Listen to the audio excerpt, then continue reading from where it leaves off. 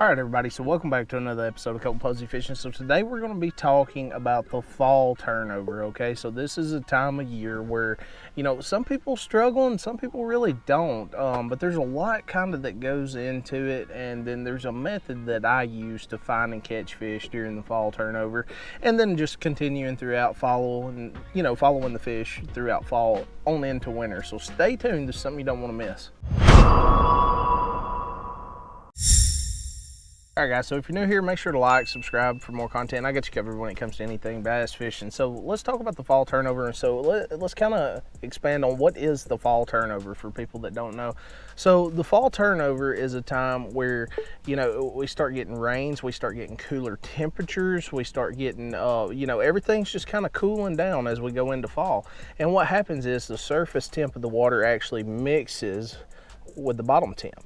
Okay, and then it creates a more stable, you know, water temperature. But during this time, a lot of fish migrate back into the creeks. And now, I'm not going to say fish won't be at the very backs of creeks, but that's typically not the areas that I focus on.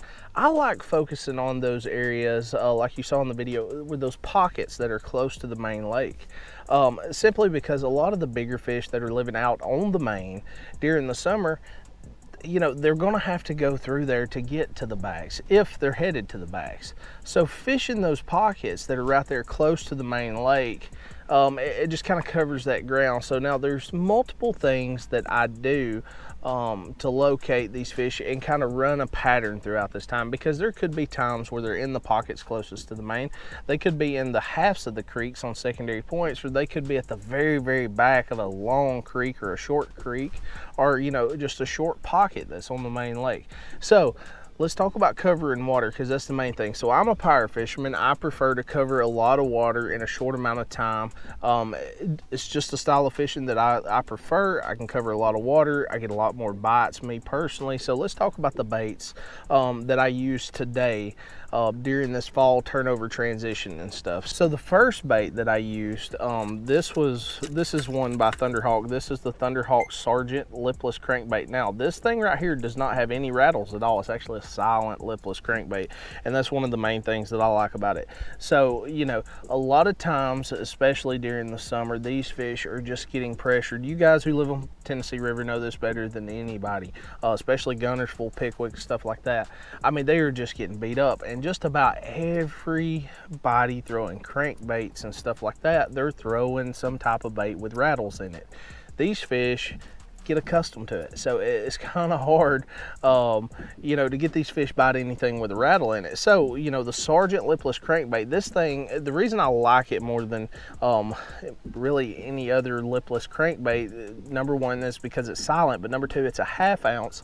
And when I cast that bait out there like this morning, I would let that bait sink about 5 or 6 foot. The fish were sitting at about 8 to 10, and I would let that bait sink to about 5 or 6 foot, and then I can take and actually burn that bait, and then slow it down, and then do those short pops that y'all saw in the video. So, you know, it's kind of making that bait real erratic. It's kind of like running around saying, hey, I'm here, you know, announcing everybody that you're there. I'm making the bait real erratic, making it do something that they don't typically see, and a lot of times it triggers strikes. Now, what I like to run this bait on, this is the 7 foot moderate fast. This is the Taco series by Thunderhawk Lures. And it's just their cranking rod, short cranking rod. So, you know, the 7 foot is perfect for, you know, any kind of lipless or square bill, or, you know, shallow diving, round bill, any kind of bait that typically runs 12 or less feet. But I want a slower gear ratio, so I'm running a 6:4 to 1 gear ratio reel, simply because I get a lot of torque. So if I throw this thing up on a lay down or something like that and a fish bites it, I can get that fish away. I'm running 15-pound fluorocarbon also. You know, line preference, that's all up to you, but I'm running 15-pound fluorocarbon. But, you know, I'm taking this bait and I'm covering tons and tons of water. I'm starting at the mouths of creeks right towards the main lake, and then I'm just moving back up in there. Now let's talk about what happens maybe if you see life. This is really my search bait, but let's talk about you seeing those fish maybe coming up, or you're hearing them in the backs of creeks like happened this morning popping. Say you did like I did this morning and you found some of these fish in the back banks of these creeks right off the main lake, or pockets. We'll just say pockets, because they're not really creeks. They're not going real far back, but we got run-ins in the back of them. So, you know, we cruise up into this pocket, and we start hearing some fish blow up here and there. Then we heard a good one towards the very, very back of the pocket, which is maybe 100 yards, popping in the back of that pocket. Now, this is where kind of like I put down that lipless, because I know they're coming up. They're wanting to feed up, and they're used to feeding up. And then I pick up a Topwater. This right here is the Papa Walka by Thunderhawk Lures. As you can see, it's kind of got like that fluke tail on it, but look at the mouth.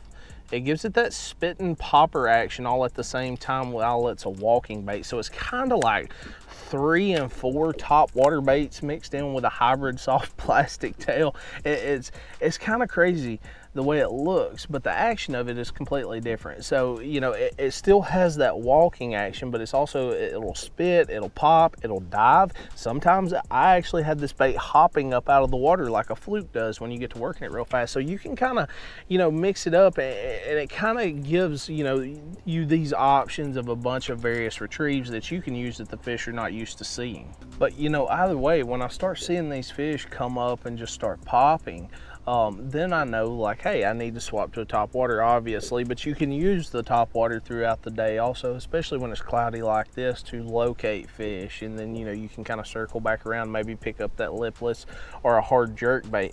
But I'm running my Topwater on the 6'8" medium Topwater rod by Impulse Energy Series rod. I've had this rod for, I don't know, since like 2018. I've had it for a long time. I'm just really comfortable with it. 7:1 gear ratio reel, so nothing super fast, but not super slow either, because I want to be able to keep up with that Topwater, especially using a bigger Topwater bait like this Papa Walka, because a lot of times they'll come up from under it, pop it, and knock it up out of the water, and I want to catch that slack line, you know, as quick as I can, recover it, because a lot of times I guess they think they stun it, then they come back and hit it again. So if I can catch up to that bait really quick, I can get those fish in the boat. 25-pound monofilament. All right, so now the next bait I want to talk about is really just a good search bait. I use this bait from winter to the next winter. I'm talking spring, summer, fall. A lot of times when people are not throwing a jerkbait, that is when I'm throwing a jerkbait. There's a couple different brands that I like to use for different reasons. Y'all know about the Megabass 110 Junior that I talk about all the time. That's in that real deep summertime pattern where those fish are just kind of, you know, just blowing up everywhere they're going nuts, right? And I want something real erratic, and I'm running that bait super fast, just kind of not even letting them get a good look at it, but just making them react to the bait. And it does take a lot of practice. I had somebody say, you know, people who do that a lot, you know, they're good at it, but people who don't, they're not. You know, just practice with it and get used to it. But now, if I'm looking for a kind of a more subtle but still that hard dart action, this is a Slash 110 by Thunderhawk. Now this thing does not dive deep at all. Maybe 3 or 4 foot at the max, okay? But you know, I'm kind of working it the same way, but I am including a pause in there, but it is literally just a very short pause, and it's usually just enough to get those fish, like when they're following it and they stop and they're just staring at it. When I give it that next initial pop or 2 or 3 pops, it's like they just can't help but eat it. So, you know, a bunch of multiple colors. Like I said, this is Slash 10 by Thunderhawk. And then I'm running the Taco series rod. This is their actual jerkbait rod. This is called the Slash. It's a 6'7" medium fast action rod. And you know, it's just the perfect combo for the jerkbait. But either way, I'm running the 13 Fishing. This is like something I got Sheltons sells them. If you haven't checked out Sheltons Clothing and Outdoors, I'm not sponsored by them at all, but they just sell a lot of like discount wholesale stuff. Check them out. You can get like 10 of these for like $300. I mean, they're fairly less expensive. But this is the Origin TX 7:3 to 1 gear ratio. But that 7:3 to 1 gear ratio is like perfect for this jerkbait specifically. This is just my perfect setup, but either way, I'm running 15-pound fluorocarbon, nothing real light, just that way, because I'm running it around bridge pillars and stuff. So if these fish get too much time with it and I can't initially get them away from the bridge pillar, it's going to skin up my line, especially with fluorocarbon, and it's going to pull it right out of their mouth.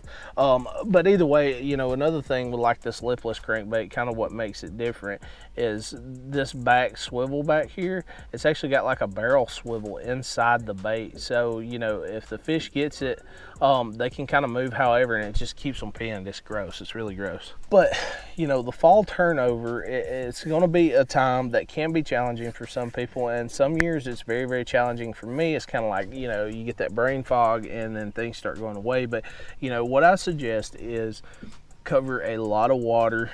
You know, use baits that you feel comfortable using. These are the ones that I feel comfortable using, but either way, you know, cover a lot of water. Don't stop moving. Don't spend too much time in one area. If you make 5 or 6 casts and you didn't even get a follow or no sign of life, just keep moving, keep moving, keep moving, and I guarantee you'll get more bites.